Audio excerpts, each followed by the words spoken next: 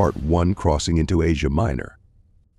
In 334 BC, Alexander the Great crossed the Hellespont into Asia Minor with his army, marking the beginning of his ambitious campaign against the Persian Empire.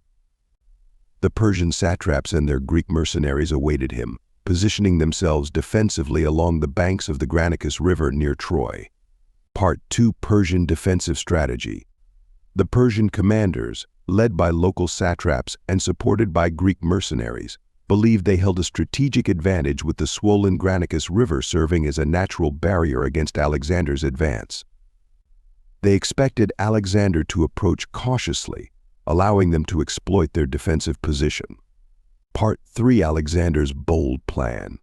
Contrary to Persian expectations, Alexander devised a daring plan to cross the Granicus River directly into enemy territory.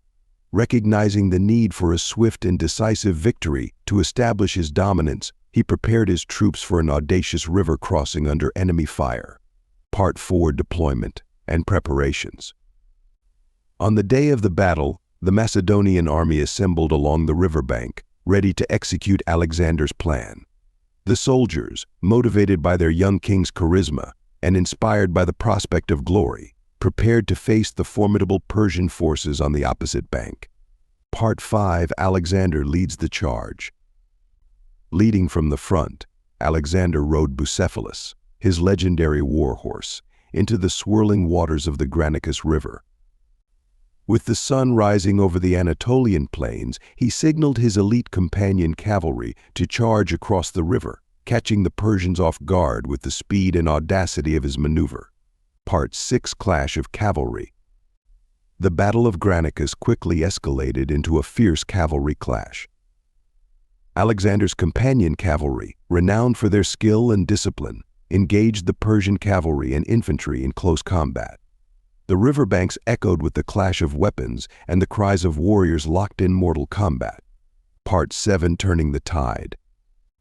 Despite facing initial resistance and heavy casualties from Persian missile fire, Alexander's forces gained the upper hand.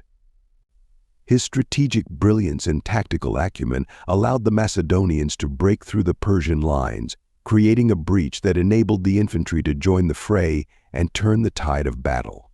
Part 8, Alexander's Leadership. In the heat of battle, Alexander personally confronted Persian commanders and warriors, wielding his sword with lethal precision. His fearless leadership and unwavering courage inspired his troops to press forward relentlessly, overwhelming the Persian forces with sheer determination and skill. Part 9, Macedonian Victory. As the sun reached its zenith, the Macedonian victory at Granicus was secured. The Persian coalition, unable to withstand the relentless assault of Alexander's troops, began to falter. Many Persian soldiers fell in battle, while others fled in disarray, leaving behind weapons, armor, and prisoners. Part 10, Aftermath and Legacy. The Battle of Granicus marked a crucial early triumph for Alexander in his campaign against the Persian Empire.